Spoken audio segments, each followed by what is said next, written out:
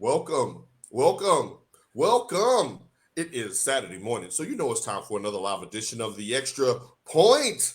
We got the hit makers in the house today, Mr. Michael Hasso, Michigan Mike, to those who follow him on social media, Miss Tasha T. Sizzle, giving us what's the movie with Queen Latifah? Set It Off. We got Set It Off. No, Set It Off. D'Angelo in that video where he was naked.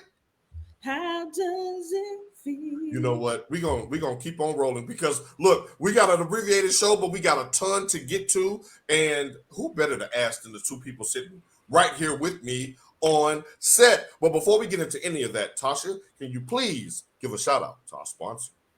We are sponsored by May Jane's Coffee. That's MAEJANES coffee.com. Remember, guys, I gave you the update last week that production has been halted due to the shipping inconsistencies with her being moved. So once she gets settled, we will get May Jane's up and running again. But again, thank you for the ones of you who have supported us and those of you who will support us in the future. Again, that's May Jane's Coffee, MAEJANES.com. Nice. And this show is also brought to you by Wolverine Comics. That's Wolverine_Comics TX on Instagram. We buy, sell, and trade comics. I found this cool little thing at the store, and I was like, oh, man, this is cool. So I decided to show y'all. It's like a old Batman gingerbread house. So if y'all have anything cool, DC, Marvel related, hit me up if you want to buy, sell, or trade. Nice. I made my first gingerbread house yesterday in like this team building event at work. It was a disaster. All right. Now, let's go ahead and get this thing started because this is the first Saturday without any meaningful college football. I mean, yes, Army and Navy are playing later on this afternoon, and we give salute to our servicemen and women all across the country and across the world. But damn it, that game don't count. We're not talking about that game. God bless you and hope everybody comes out safe. They have cool uniforms. Okay, and speaking of cool uniforms, you're going right where I'm going because Jackson State University was tied with Oregon for the most uniforms worn this year, which brings us back to Deion. Now, Deion has been a friend of the show the last few weeks as we pontificated on where he might wind up post JSU. Well, we have that answer now. It's the University of Colorado. Now, before we get into the questions, I just want to set the stage real quick so you all know where he's coming from and where he's going to. In 3 years at Jackson State, Deion lost just 5 games, went undefeated this year, won the SWAC title, basically the best team in all of HBCU football. If you're not familiar with that acronym, please go Google it. We can't go back in time on that.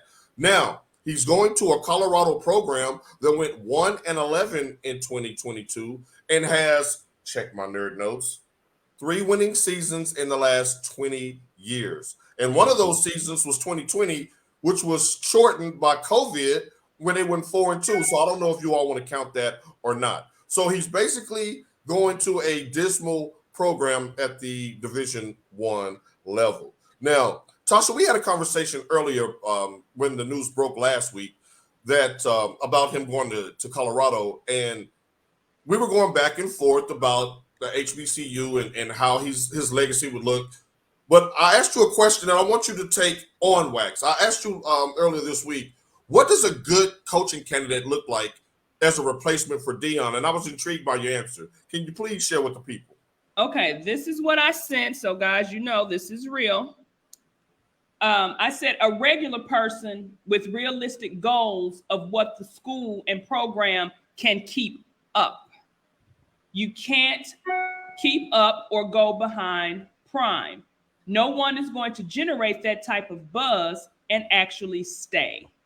You want me to read the whole thing or just that part? That's a good starting point right there because everybody was bashing Deion. She had sent me something that Bomani Jones had said on CNN about Deion not necessarily being a sellout, but he didn't really fulfill the wishes or the grandiose scheme of things that quote unquote God called him to do at the HBCU level. So that got me to asking, okay, so what does a good candidate look like for Deion? And then that's where that answer came from. Now, when you say regular person, you're meaning what? Like everything that Deion brought, like you guys kept pounding it into me. Oh, he brought sponsorships. They never had sponsorships. You know, they had the suits for the team sponsored by J.C. Penney. They had, the new bus and all of that. The next person that comes in is not going to have that same kind of flair. Those sponsors are not going to follow Coach Coulter or Coach Hasso. They're not going to follow the same way that they follow Deion because, and someone else said this, I can't remember who it was. Oh my God. Howard Bryant said there's Deion and then there's Prime. Right. That's true. That's true. Prime must be the money. That's Prime in the videos talking about the money. Prime is going to always bring that. Deion is the person. You need a Deion as a coach and not a Prime. Not so much a celebrity, but more of a regular football coach is what you're saying. Right. I mean, look at Eddie George. Eddie George is a former Heisman Trophy winner, and he's not generating any of that at Tennessee State. Can you name any player on the TSU roster? I cannot. And even with Jackson State, and that's what I said this. I want to know what those stands are going to look like next year. People were coming to see Prime. The only people that from Jackson State of the football team are his sons and that drum major who was the first Hispanic drum major of the J5. That's all. He had wiggle too. He hit the whole bit back there. He was phenomenal. They're getting ready. He hit all of that.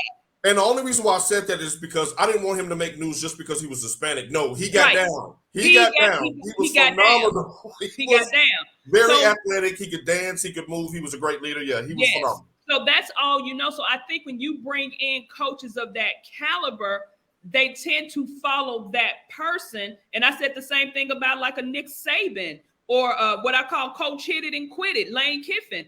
You have a lot of times people who want to follow that particular coach, but the difference when schools like that, they're going to always get their money. They're always going to get their alumni. They're always going to have boosters, crazy supporters who are going to do whatever to make sure that program stays relevant to whatever level that it is. Now, last question to that point, and then I'm coming to you, Mike, with a different question. So if you were the president of Jackson State University, would you be opposed to Deion appointing an assistant to take over in his place? I mean, I don't think that should be his decision. You chose to leave. And again, I'm going to go too, because this is a good thing, because we always talk about you don't have enough black colleges, black coaches, Power 5 or top, football programs. I mean, Colorado hasn't been anything for the last, 20 years, but we all know when Cordell Stewart and, Crazy Ray were there, Colorado was not to be played with. Right, I don't think they were a national power. Yeah, I don't think that should be Deion's decision as to who replaces him. But you know what? A lot of coaches get that cachet once they succeed at a high level. But we're going to circle back to that because there's another point I want to make about the black coaches at the D1 level. Mike, I'm going to come to you on the field. You're a junior star on Jackson State University. Are you going to follow Deion to the D-Level 1 program that's going to be a rebuild? Or do you stay at Jackson State with a chance to go back-to-back undefeated seasons, back-to-back championships? What would be your mind as a player? Oh, I would definitely go to Colorado. Just more television. That's probably about it. I mean, you have more chance to make a dent. You're looking at like upsets at this point. Like, oh, who's that? Linebacker against USC type of thing. That's what I'm looking for. I'm looking for more FaceTime. And as a parent, you would encourage your child to do the same? I think that's a tough one because at that level, as a junior in college, and that's their career. As a parent, you just support whatever route that they go. If they asked me, I'd be like, well, it depends on what you want to do. If you want to go NFL, you probably have a higher chance going to Colorado. So, right. Okay. All right. But you can always say, because Mike and I were just going back and forth, just joking about the transfer portal. Like Mike and I were just in deep conversation about that. How many of those players from Jackson State would Deion actually want? That's another thing. Yeah, they can always say, yeah, I want to go with Coach Prime.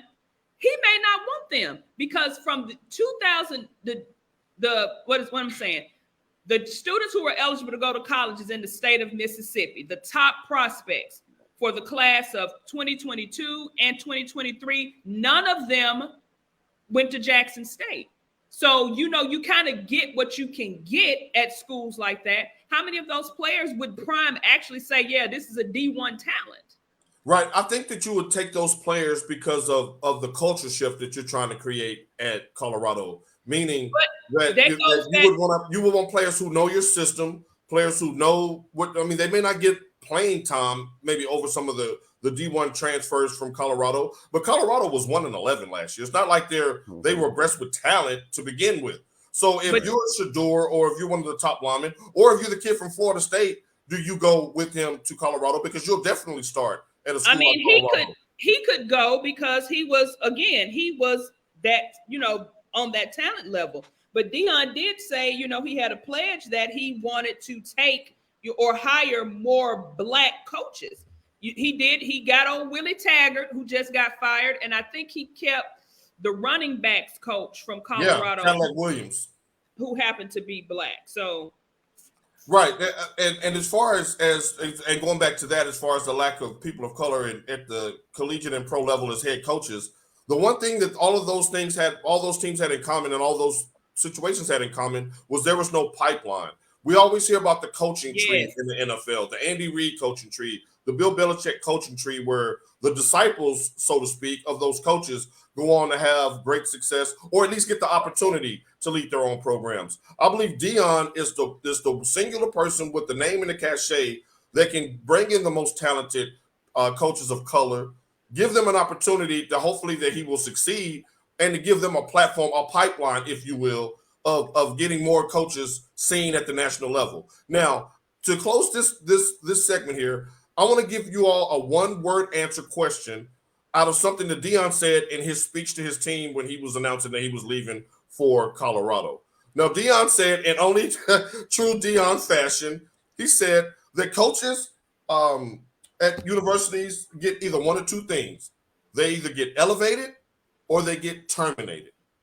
Mike, I'm coming to you first. One-word answer. How does this thing end in Colorado for Deion? Elevation or termination? Elevation. Tasha? I'll go with elevation. Okay, don't say it with your chest now. You think so? Do you really think so? I mean, you're a bad guy to say termination. Good coaches get fired all the time. Yeah, they do, but I mean, like you said, necessary is elevation or termination. Being at Jackson State, I don't think he ever would have got terminated. Never. He was bigger than the president of the university there. So the only reason he would have got terminated, I mean, now with NIL, it's almost kind of hard to get caught up in those type of infractions. Something that he would have done off the field, like having his jewelry in his bag and walking into, thugged out when they stole his jewelry the first season, something like that would have him getting terminated. But does that bag go with Ray Lewis's white suit? Where's the bag? We never heard anything else about that bag, Mike. But like I said, he would have had a job for life. Like you said, God told him to go. You would have had a job for life had you been at Jackson State. But that was never Deion's goal. Jackson State was a stepping stone for him to get. Well, I want to know what his final goal is. Like, what's your final, like, all right, I'm happy here or whatever. Like, it can't be NFL. No. Yeah, I think he said that he didn't want to be in the NFL. And Jarrell makes the point that Prime will do great at Colorado, but in 3 or 4 years he'll be coaching the Cowboys. Calvin Kennedy ain't gonna let that happen. Speak that into existence, Mr. Glenn. The Calvin Kennedy Kennedy ain't having that. No. Oh, that would be the great way to change the narrative. We never had a black coach in the history of the Cowboys. If you're gonna have one, you can't get no blacker than Deion as we digress. Now, we're going to leave that right there. Now, the Heisman ceremony is tonight. I don't know if anybody knows or cares, so we're going to quickly hit and quit this segment. Mike, don't you answer this question with your face before I ask it. Now, we have Caleb Williams, quarterback of USC, as Tasha calls it, the quarterback trophy. We have 4 quarterbacks: Stetson Bennett, Georgia, Max Duggan, TCU, CJ Stroud, Ohio State. 3 of the 4 of these candidates lost their last game. Is this the weakest field of finalists that you've seen in a while, Mike? Yeah, it's the weakest field. Like I've seen every player on here play, and Yes. potentially, if Michigan wins the whole thing, they would beat 3 of these 4 Right. quarterbacks. Oh, nice tidbit there. Go Blue. Yeah, I seen Caleb Williams. He's the more consistent of the talents, I would say.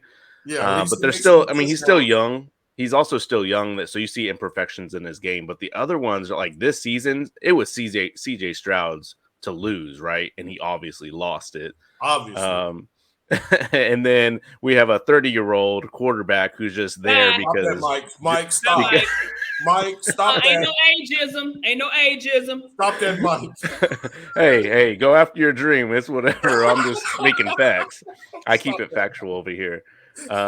Who I don't think should be in there anyways. And then you have the TCU quarterback who, man, he has a lot of heart. But like it seems like he only can Kansas State, bruh.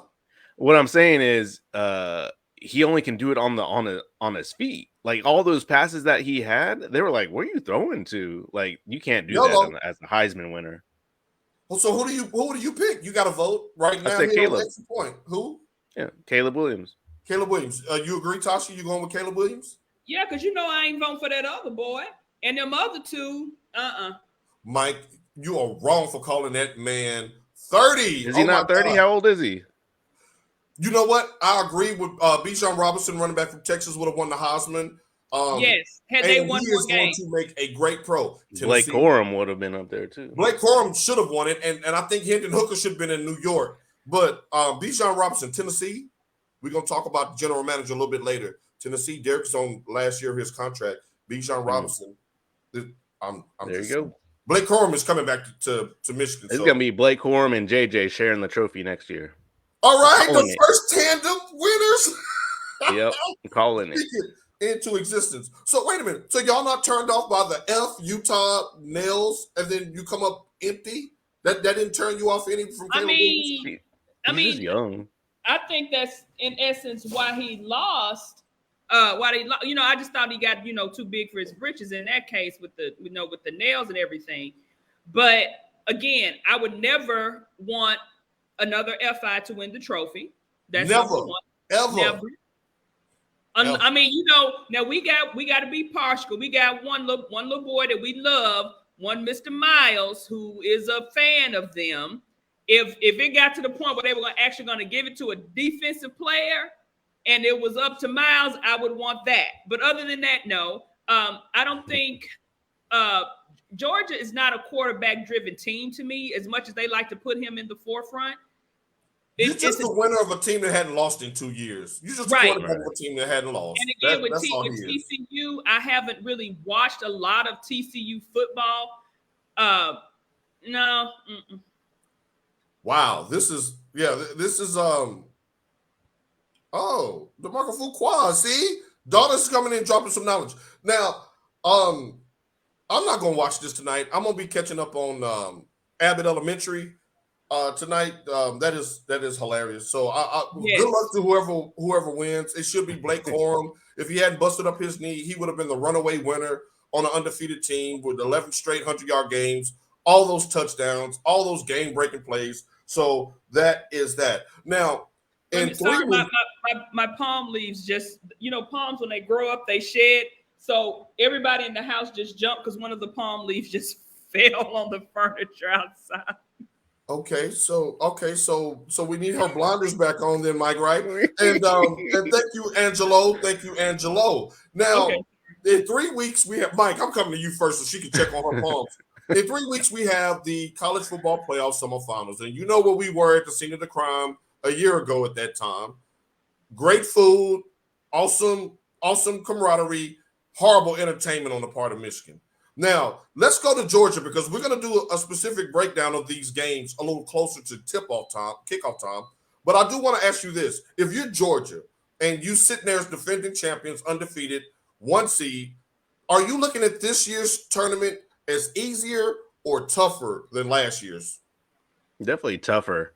Last year's Georgia team, I felt, was a lot more dominant Oh yeah. out of the whole season, and definitely a stronger team. And they had, I don't know, like they had against a Michigan team that was trying to rebuild and figure out their way that they want to play. And now you have a team. Now you're going into it, and I'm potentially playing against two Big Ten teams who know what they're doing. And I think that's kind of one thing. I heard a lot of Georgia fans complaining that they got Ohio versus TCU because they thought Ohio was the harder pick, Yeah, and it which I would is. agree. Yeah, Yeah, I agree. would definitely agree. But it's like, I But mean, that you sound number like one, you're scared. You are. right? But that If you sound number like one, you number one. It Hey. seems Right. like it's a little bit more balanced, and you can tell by this the spread. It's 6.5. It's probably going to go down to 5.5 by the game time. Right. If somebody came on here last week with their shoulders back saying they ain't never scared. They ain't never scared. I think that was Michigan that she was talking Yeah. about. I'm gonna digress. Tasha, you're Georgia. Are you feeling better about this year's tournament, or do you feel like it's tougher?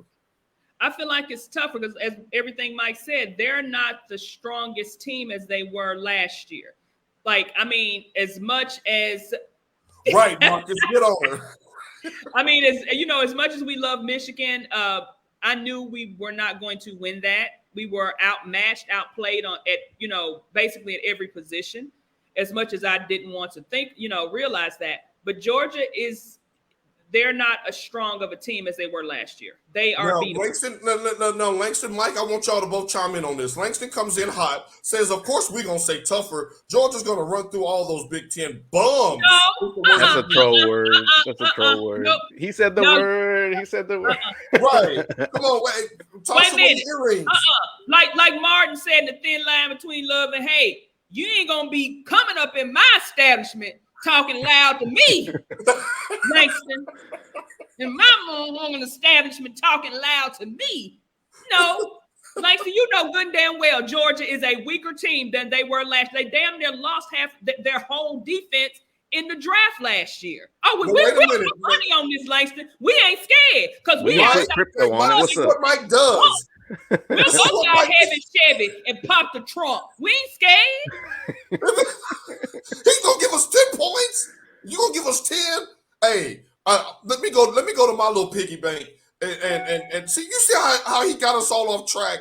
Well, welcome back, Langston. Now, Jarrell asked a question I want to pitch to y'all. How would y'all have felt about a rematch between the Buckeyes and Wolverines? Would you have been any less worried? Let's do it. No, we know how to beat them. They're scared of us now. It would have been a tougher game because but I think my friend's husband, who is a big time FI fan, he says what we tend to do is play down to our talent. They've seen, they played against us. They know what we can do. So we still going to win, but it would be a little tougher. It wouldn't be a runaway. They have answer for that center left guard double team when we hit that crease. They have no answer. I think what they would do, they're going to score earlier and often because they know that's our Achilles heel. If we get down too far, we're going to be playing catch up the whole second half. No, as a program note, next week, Mr. Marcus Stone, who is the father of one player on TCU, who is our opponent in the tournament, will be right here on the hot seat to go to battle with the Hitmakers. So make sure y'all tune in next Saturday. We got Marcus Stone going behind enemy lines. We're going to have TCU in the building to state their case for why they're going to upset Michigan. And I would love to hear that. Georgia's butt. How you want it? Show me my opponent.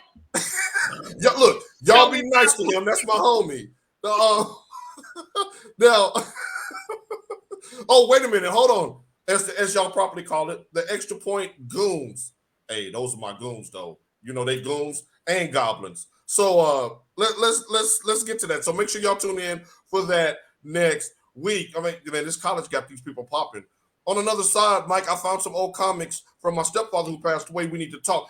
Hit that man up, Mike. Put your Instagram up real quick, so make sure that he can reach out to you in the DMs. Yeah, put it on that. Now, Angelo, you just sent us into our next topic. He said, but Tasha, she talk loud to those Titans fans all the time. She sure does.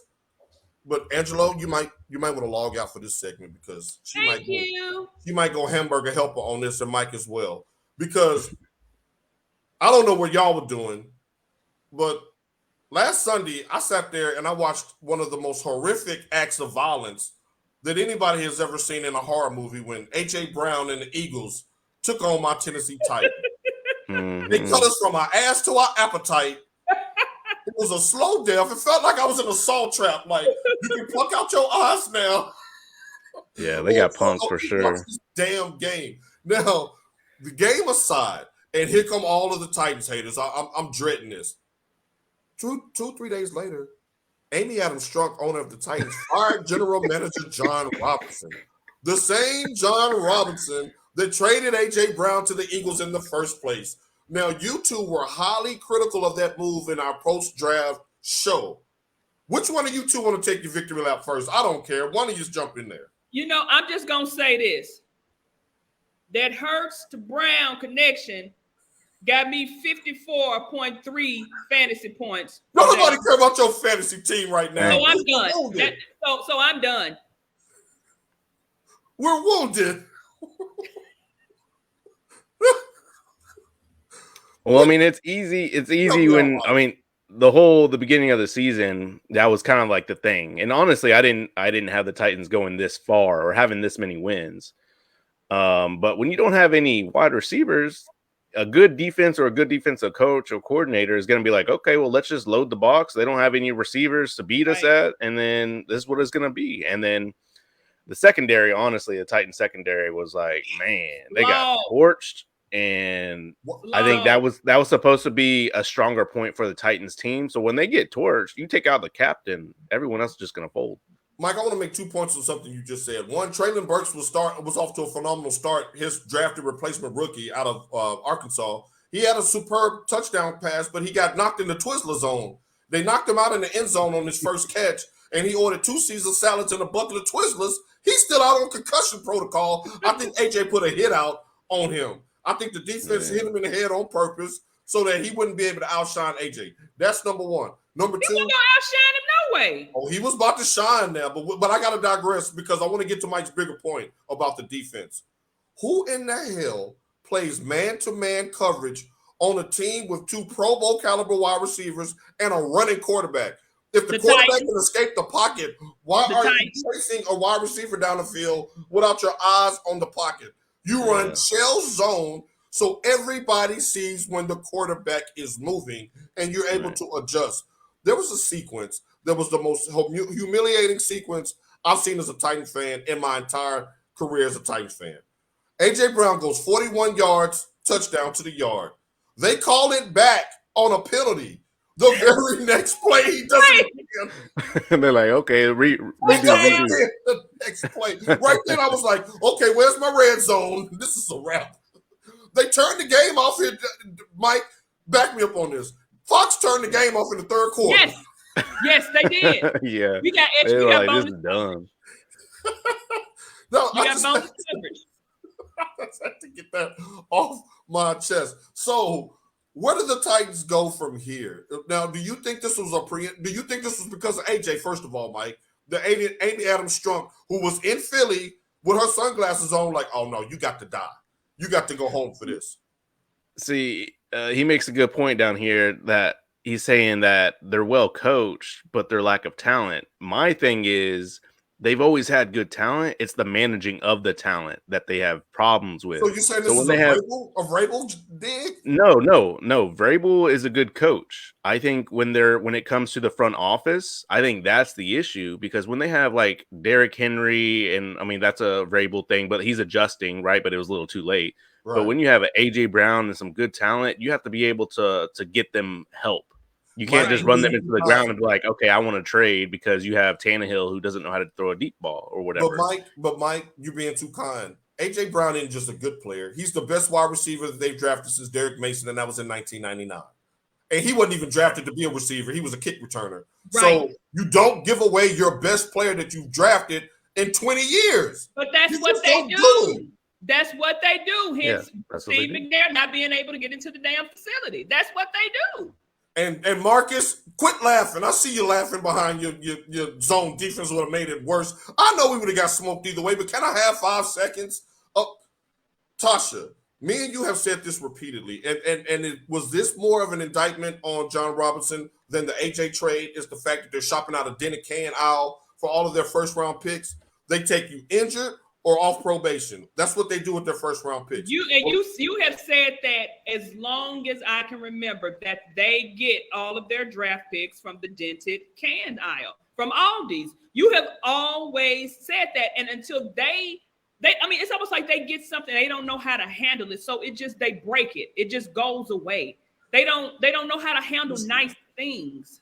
Right, and here's my thing. It started when you took, and one of you brought it up last week, which I'm still mad at you about, when they took Kevin Dyson over Randy Moss because he smoked some weed at a bowling alley before the draft.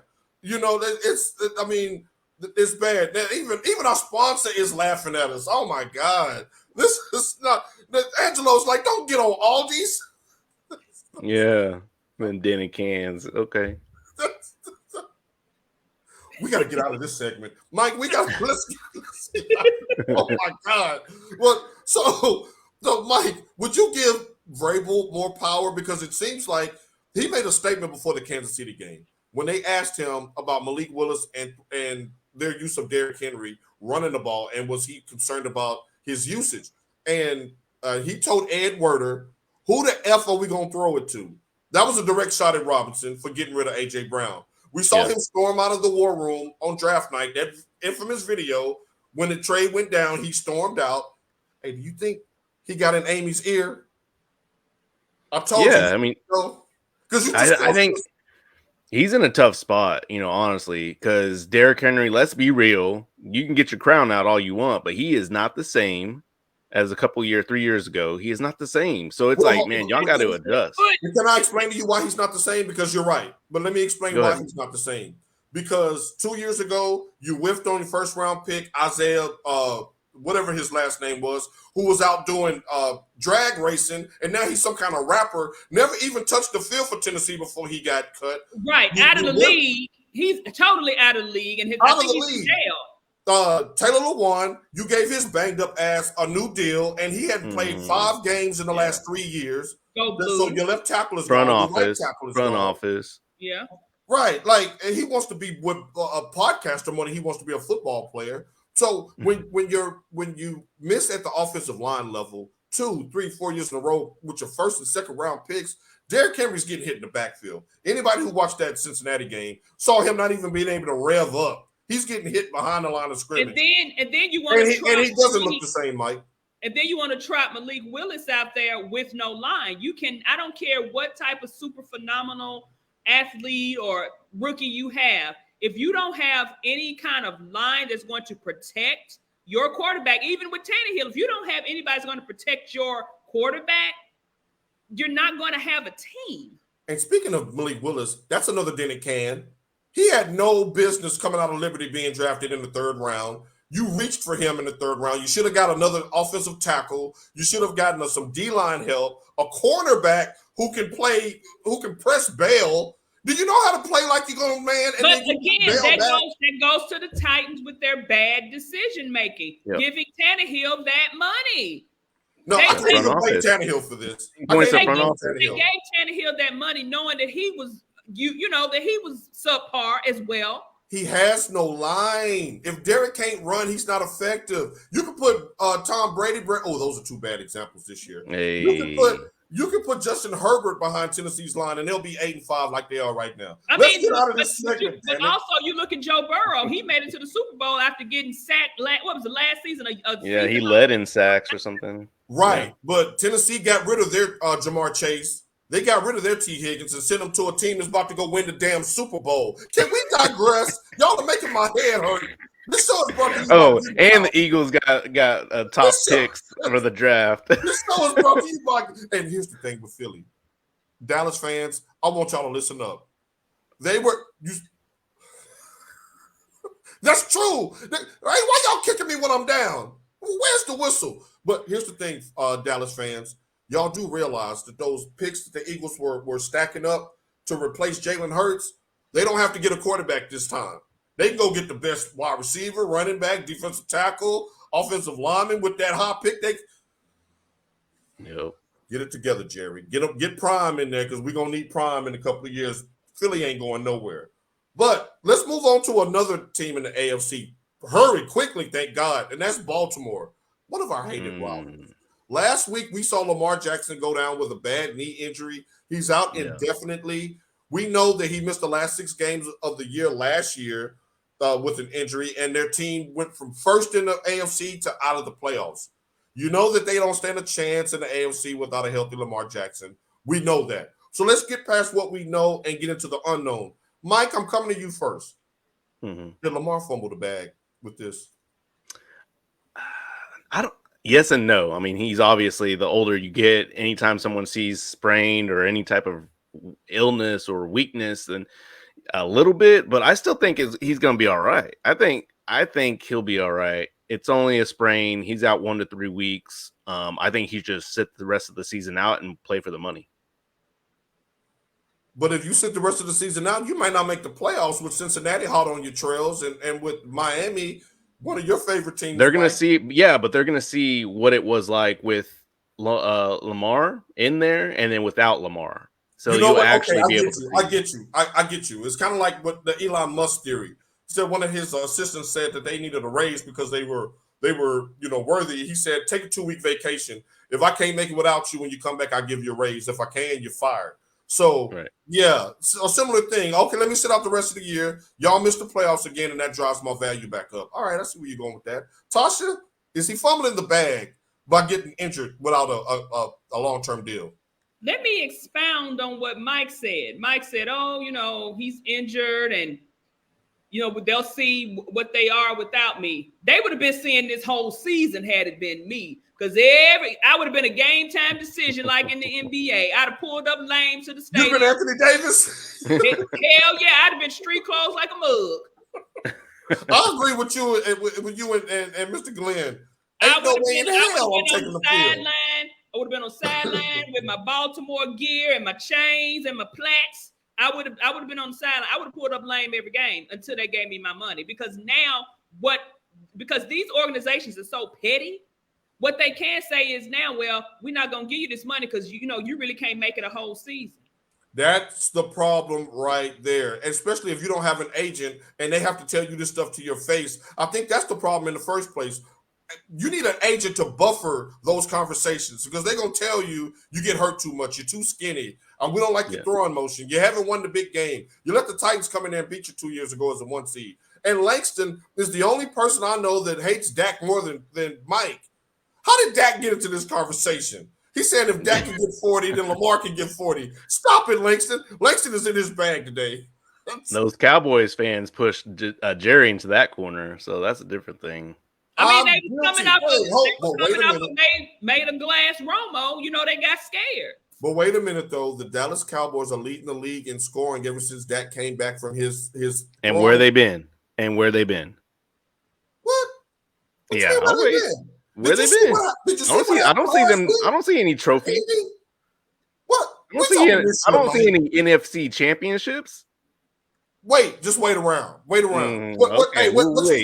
you say to Tasha last week, I'm gonna say to you. We'll come back in 3 weeks and let me know. You just told your Cowboy fan base to watch out. The Eagles ain't going anywhere. So I'm not. But that don't mean they're gonna win the Super Bowl every year. We didn't win the Super Bowl with AJ Brown. Damn it. Yes, it's the defense. Yes, it is. Stiana checking in. At least Russell Wilson ain't y'all QB. I'm sorry, Steve. That dude's bad. Damn. Sorry, Steve. We're sorry. Every time I see something about the Broncos, I think about. Hey, let's ride, right? Let's ride. No. He's on full flats talking about let's ride. Let's not ride. Now I want to see that defensive end yell at him on the sideline. He's like, "Do something." Nobody showed up to his birthday party. Hey, how come you got to punk your quarterback like that? He goes, "Oh, jeez, okay." Let's ride, Steve. Let's ride. Oh man, the Doom Squad is in the building today. All right, now real quick, I want to throw this in here because last week you all had a riveting conversation, a popcorn eating conversation about Tua, about Tasha was pro Tua, pro imitation of life. I had to Google that, by the way. I didn't know what that meant. How did you not know what imitation? I digress. We up against the clock. So both of you all made points that played out in the game in San Francisco last week when Miami played the Dolphins. To Tasha's point, Tua, y'all know I was ready for that game after the Titans lost. Tua, on the first play of the game, went 75 yards to the house against the stingiest defense in the NFL. Had 295 yards passing, 2 TDs. He looked all right. But to Mike's point, after that touchdown throw, he missed his next 8, finished with 54% completion percentage, and had 2 crucial interceptions in the second half. This week he plays Justin Herbert, a team that I'll put myself on a hot seat. I look at Justin Herbert the way he looks at Tua. Tasha, who are you taking in Sunday Night Football? Tua or Justin Herbert? Tua. The reason why Tua played like that, because that top-notch defense had him rattled. Roll your shoulders with it, Tasha. It had him rattled. And you could, because it wasn't like towards the end of the game, because I think I had gotten up and did something, and I think he got hit or something. They said after that, it was like Tua maybe should have been pulled out of the game. That's Tua's Achilles heel, is the fact that his eggs is already scrambled. He out here like Herschel Walker damn near. Stop that. Stop that. No.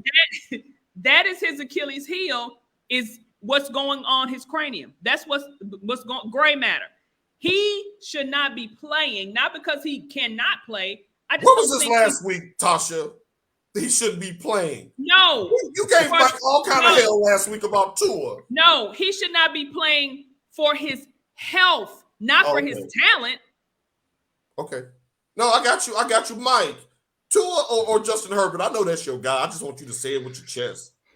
See, I would say in the past season, Herbert. This season, he's been kind of inconsistent. So I'm going to say it like it is. I would, out of those 2 quarterbacks, I would pick Tua this season. They did, Langston. I still think Chargers might win, but, we'll see. To Mike's point about Herbert, he is 32nd in the league in air yards per pass. For somebody who has a cannon arm, why you dinking and dunking it down the damn field? I don't like that about Herbert. I've never been sold on Herbert. I will take a litany of quarterbacks before I take Herbert. He is not top 10 in my opinion. I think that he gets the benefit of the doubt. They can make all the excuses in the world, they be in the national media, on why he can't be successful. When you take his talent and you look at other teams that are in the playoff hunt, he has just as much, if not more talent, definitely than the Titans, than the Colts, than even the Raiders. He's got plenty of talent. Herbert. To Langston's point, I think that's the biggest thing is like, I want to be able to see Tua go past teams exposing them, because like in the NFL, when people or teams or players are exposed, everyone starts picking up, and so those great players or those good players have to be able to adjust their game. I want to see that. True. I want to see that for the next couple weeks from Tua, and see if he's going to stay or not. Vince Young, that happened to Vince Young. When they adjusted to him scrambling and made him a pocket quarterback, it ran him out of the league in a couple of years. Not to the chagrin of one Jeff Fisher, who sabotaged his career. We'll digress. Now it's time for our upset special of the week. Mike, you're grinning. You look like you got one up your sleeve. Who you going with this week? Who's on upset alert? I wanted to make sure that there's still. I'm gonna go Tom Brady and the Bucks over 49ers this week. Shots fired! The red beam is on you, like that. TB12, the monster that he is, the comeback kid. Bosa gonna get on that ass, and he gonna be sitting on there talking about. Look, for 58 minutes, but if the game is close in the last 2 minutes, I'm rolling with TB.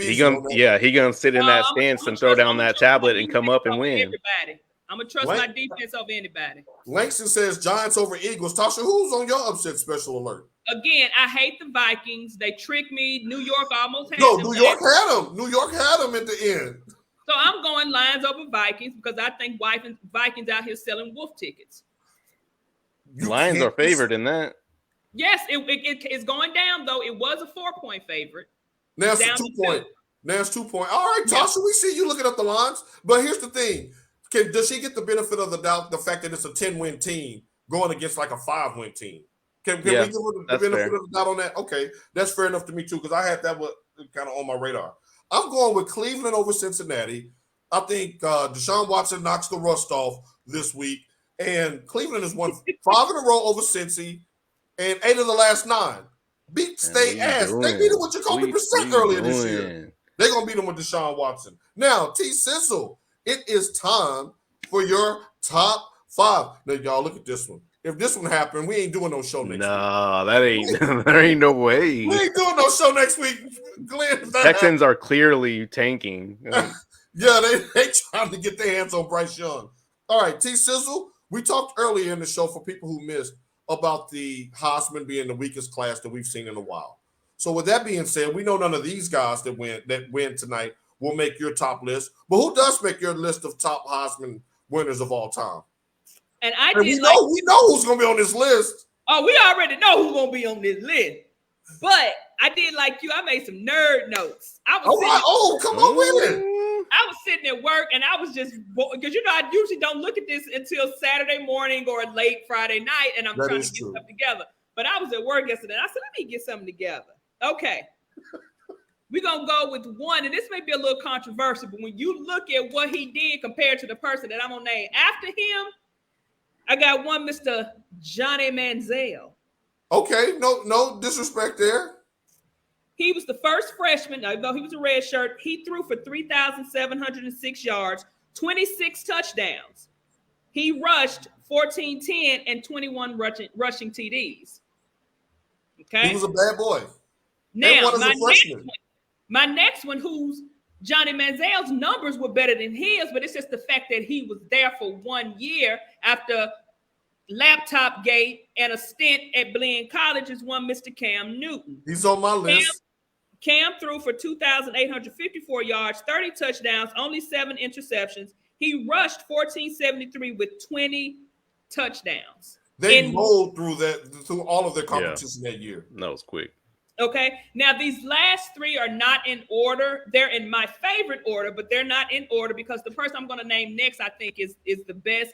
But he was so quiet about it. And this was when I really kind of started getting into football. I would always see the Heisman Trophy, but never really understood what it was until I actually watched or saw this person. That's one Mr. Barry Sanders. He's on my list. And what I didn't know, Barry Sanders was also a kick returner. I did not know that. Yes, he rushed 3,249 yards, 39. Say that again. Huh? Say that again. How many yards? 3,249 yards, 39 TDs. And do y'all know that man ran for over 300 yards 4 times? 4 times? Imagine him with an offensive line. We can't call it the competition either because he did it in the pros too. Go ahead. Yeah. Okay. Now I am petty, but again, these last 3 are just, they not sentimental picks. They just, where they need to be. Where's Woodson, damn it? Come on with it. One Mr. Desmond Howard. Yes. He won with 86.7% of first place votes. And at that time, that was a record. It's the largest margin of victory in Heisman Trophy history. And we all remember him getting that touchdown. And what did he do? Struck that Heisman pose in that end zone. That is a day I would never forget because I was like, that was it. That was it. Even though the only Heisman Trophy winner to ever win Super Bowl MVP as well. And he did it this way, and that's what he said. He said, even though he knew it was the other way, just when he stopped and pointed that man, that was cold. And I'm being petty by putting Woodson at number 1 because I'm finna piss off all these UT fans who kept saying, he beat Peyton Manning. I mean, but all the UT faithful and all them. Oh, here it comes.